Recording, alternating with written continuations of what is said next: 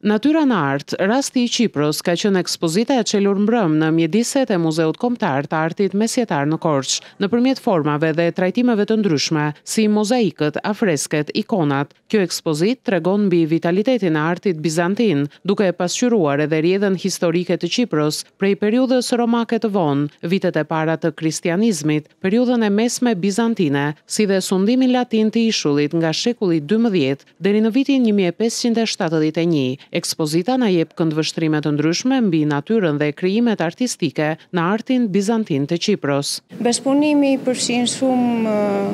shtete, Ballkanin, Europën, është një kontribues është komuniteti evropian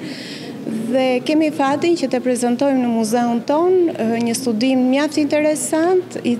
cili na njeh me kulturën e Qipros, natyrën e artës, si është aplikuar dhe ndërkohë na njeh dhe me të përbashkëtat që ne kemi në kulturë, në trashëgimi kulturore. Ekspozita u realizua nga Muzeu Kombëtar i Artit Mesjetar në bashkëpunim me Shoqërinë e Studimeve Bizantine në Qipro, me mbështetjen e Qendrës Europiane të Monumenteve Bizantine dhe Post-Bizantine në Selanik dhe Ministrisë së Kulturës, duke u prezantuar për publikun ardashës në Korçë në kuadër të ditëve europiane të trashëgimisë kulturore. Gjithashtu është prezantuar edhe një studim dhe hulumtim mbi aplikimin në artin figurativ të natyrës në epokën bizantine, prej periudhës së hershme bizantine e deri në periudhën e fundit bizantine në shekullin e 15.